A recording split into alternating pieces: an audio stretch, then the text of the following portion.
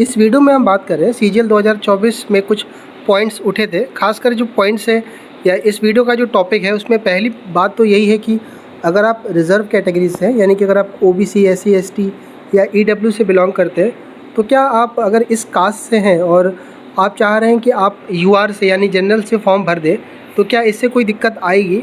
खासकर वो लोग दिक्कत में रहते हैं जिनका मतलब कैंडिडेट सरनेम को लेके रहते हैं। सपोज़ करिए किसी का सरनेम यादव है या फिर गुप्ता है, तो उनको ये रहता है कि सर मेरा जो सरनेम है वो तो ओबीसी वाला है, तो कहीं ऐसा तो नहीं है कि डिपार्टमेंट ये इशू कर दे कि आप यूआर में या जनरल में कैसे आ गए। तो इस पर हम बात करेंगे।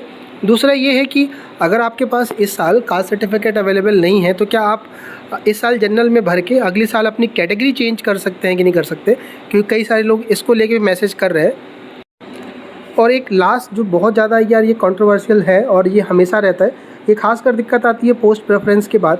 लेकिन अभी क्या है कि आपका 3-4 महीने का जो टाइम है वो पूरा एसएससी में जाने वाला है और ये छोटी छोटी चीज़ें लेके आप पूरे एंटायर प्रोसेस में परेशान रहते हैं। मैं नहीं चाहता कि किसी का एग्ज़ाम इसकी वजह से ख़राब हो या कोई नेगेटिव चीज़ें या कोई गलत इन्फॉर्मेशन अपने अंदर पाल के आप अपना एग्ज़ाम ख़राब करें। इसलिए ये सारी बातें मैं आपके सामने वीडियो के थ्रू लेके आ रहा हूँ। तो ये जो आखिरी बात है वो यही है कि अगर आपका फाइनल सिलेक्शन जनरल से हो जाता है, यानी जब फाइनल रिज़ल्ट आता है और उसमें ये लिख के आता है कि आप मान लेते हैं कि आप ओबीसी से हैं या ईडब्ल्यूएस से हैं और आप कट ऑफ क्लियर कर लेते हैं जनरल वाली, तो क्या उस समय भी आपको कास्ट सर्टिफिकेट दिखाने की ज़रूरत है कि नहीं? तो ये पॉइंट्स इस वीडियो के अंदर हम कवर कर रहे हैं। आपको लग रहा है कि सारे अगर ये वीडियोस जो आ रहे हैं खासकर सीजीएल 2024 के लिए मैंने अभी तक जो डाला है कास्ट सर्टिफिकेट, आपके एजुकेशनल डॉक्यूमेंट्स और बाकी अदर इन्फॉर्मेशन के लिए, तो आपको लग रहा है कि काम की चीज़ें तो ज़रूर सब्सक्राइब कर लीजिएगा जिन्होंने अभी तक सब्सक्राइब नहीं किया है। नीचे इंस्टाग्राम, ट्विटर और टेलीग्राम का लिंक दिया है। जो लोग मुझे तुरंत रिप्लाई के लिए कह रहे हो कि सर रिप्लाई नहीं आ पा रहा है, कई सारे कॉम्प्लिकेट चीज़ें पड़ी हुई हैं, केस मैंने देखे हैं बहुत सारे मैसेज में, इतने सारे मैसेज आ रहे हैं कि नहीं कर पा रहा हूँ। अगर आपको लग रहा है कि मैटर आपका सीरियस है तो आप ट्विटर पे ज़रूर मुझे मैसेज कर दीजिएगा, ट्रैफिक कम है वहाँ पर, मैं आपको वहाँ पर तुरंत रिप्लाई कर दूँगा। तो यार अगला जो चीज़ है, सबसे पहली बात जो है वो यही है कि क्या आप यूआर से फॉर्म भर सकते हैं कि नहीं कर सकते। तो अगर आप भले किसी पर्टिकुलर कास्ट से बिलोंग करते हैं, ओबीसी, ईडब्ल्यूएस, एससी, एसटी, तो आप चाहें तो जनरल से फॉर्म भर सकते हैं, इसमें कोई दिक्कत आपको नहीं आएगी। ऐसा बिल्कुल नहीं कि अगर आपका सरनेम या फिर ऐसा पर्टिकुलर आप उस कास्ट से बिलोंग कर रहे हैं और अगर आपके पास डॉक्यूमेंट नहीं भी है तो आपसे डिपार्टमेंट फोर्स करे या फिर किसी भी रीजन में किसी भी स्टेप में आपका प्रोसेस रोका जाए, आप बिल्कुल फ्री होकर के आप फॉर्म भर सकते हैं जनरल के थ्रू। बस ये ध्यान रखेंगे कि अगर आप किसी टियर में चाहें कि अब आप रिजर्वेशन का बेनिफिट ले लें, कि टाइपिंग में ले लें या कंप्यूटर के लिए ले लें, तो वो पॉसिबल नहीं होगा कि पूरे इंटायर प्रोसेस में इस 2024 की अगर हम बात करें सीजीएल के लिए तो आप जनरल ट्रीट किए जाओगे।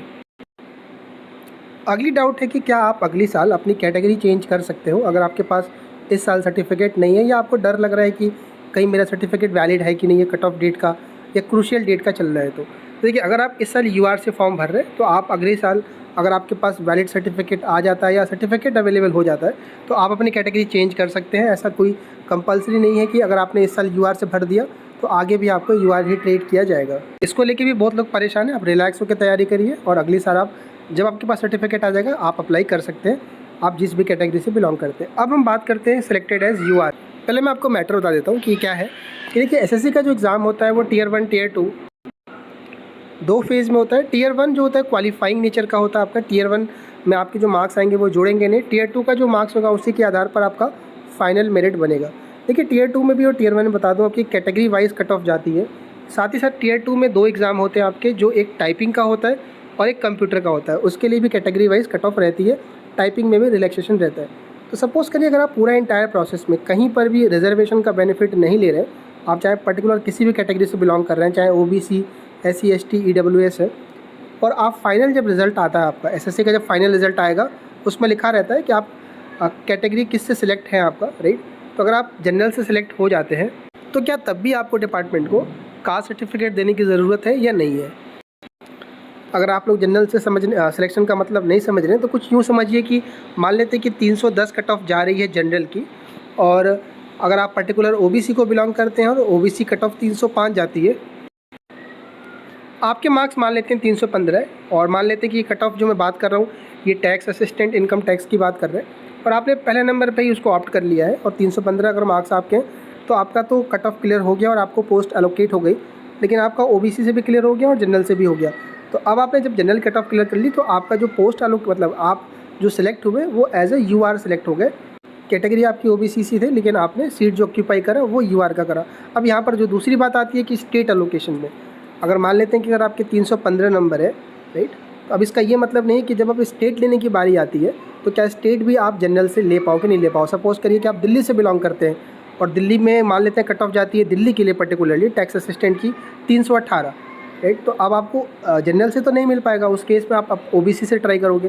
लेकिन सपोज़ करते हैं कि कट ऑफ दिल्ली की 314 चली गई और आपको दिल्ली की सीट भी आपको मिल गई जनरल के थ्रू, तो पूरे प्रोसेस में यानी कि स्टार्टिंग टियर 1 से लेकर और आपका अलोकेशन तक, स्टेट अलोकेशन तक, आपने कहीं पर भी अपने कैटेगरी का बेनिफिट ना लेकर के आपका फाइनल सिलेक्शन जो हुआ वो यूआर से हुआ। तब बात करते हैं कि क्या डिपार्टमेंट मांगता है कि नहीं मांगता है। तो इसको मैं समझा दूँ पहले, इससे पहले आपको ये थोड़ा बात जानना बहुत ज़रूरी है कि जब पहले एसएससी डॉक्यूमेंट वेरिफिकेशन करती थी 2022 से पहले, यानी 21, 20, 19, उसके पहले जितने भी डीवी हुए हैं एसएससी करती थी। जब आपके पास सर्टिफिकेट नहीं होता था या आप पर्टिकुलर जिस कास्ट से बिलोंग करते हैं उसकी डॉक्यूमेंट नहीं दे पाते थे, तो जनरल में आपको कंसिडर कर लेते थे उस टाइम पर कि हाँ आपका डीवी हो रहा है, हम आपको जनरल में आपकी कैटेगरी चेंज कर दे रहे हैं। लेकिन फाइनल रिजल्ट जब एसएससी की आएगी तो हम आपका सारा चेक, मतलब वो कंप्यूटर से होता है, ऑनलाइन होता है, ये चेक किया जाएगा कि कहीं आपने टियर 1, टियर 2 में या टियर 3 उस समय भी होता था, टियर 3 में भी कहीं कुछ आपने रिजर्वेशन का बेनिफिट तो नहीं लिया है। अगर नहीं लिया तो फाइनल आपका अलोकेशन जनरल से हम कर देंगे, वरना अगर आपने कहीं पर भी लिया होगा तो आपका अलोकेशन नहीं होगा, आपको कोई पोस्ट नहीं दी जाएगी क्योंकि आपने अपनी कास्ट सर्टिफिकेट का बेनिफिट, वो डॉक्यूमेंट आपने नहीं दिया। ये काम पहले एसएससी का हुआ करता था, अब डिपार्टमेंट मिनिस्ट्री के पास आ गई। अब डिपार्टमेंट क्या कह रहा है ध्यान से सुन लीजिए आप।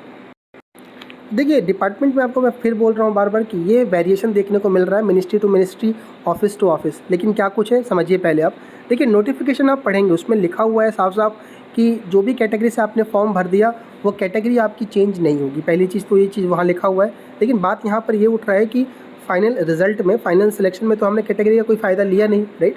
तो देखिए जब आपका सिलेक्शन हो जाता है तो आपका जो डोजियर है, मैंने पिछली वीडियो में बताया था कि आपकी पूरी डिटेल एसएससी जिस डिपार्टमेंट में आपका सिलेक्शन होता है उसके हेडक्वार्टर को भेजती है। उस डोजियर में आपका जो एप्लीकेशन फॉर्म है, यानी जो आपकी बेसिक डिटेल है वो भेजी जाती है, राइट। और उस बेसिक डिटेल में यानी आपके ओरिजिनल फॉर्म में आपने अपने पर्टिकुलर जो कैटेगरी कास्ट होगी वो लिखी रहती है आपने। रिजल्ट का पीडीएफ ज़्यादातर कैंडिडेट ना, मतलब ज़्यादातर मिनिस्ट्री ना देख करके कि सिलेक्टेड एज यूआर ना देख करके वो आपकी वो कैटेगरी देखती है, और ये जानकारी के अभाव की वजह से भी वो आपसे क्या करते हैं, कैटेगरी सर्टिफिकेट मांगते हैं, राइट। अगली जो चीज़ रहती है कि क्या आपने कोई, उनको लगता है ये चीज़ कि अगर इसने फॉर्म भरा है अगर ओबीसी से तो ओबीसी के लिए हर कट ऑफ में थोड़ी छूट रहती है, राइट। तो कहीं इसने कोई टियर 1 में या टियर 2 में या कोई टाइपिंग वाइपिंग में कोई छूट तो नहीं ले लिया।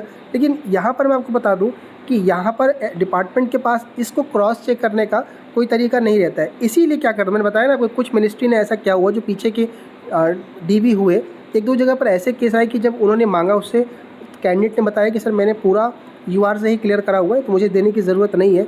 इसको क्लेरिफाई करने के लिए उन्होंने अपना उनका जो डोजियर था वो वापस भेजा एसएससी को कि आप क्लियर करके भेजिए। मैंने बताया पिछली वीडियो में भी, तो ऐसे केस को भी रेफ़र करा गया एसएससी को कि आप बताइए इस मैटर में क्या करना है अगर कैंडिडेट कास्ट सर्टिफिकेट नहीं दे रहा है तो।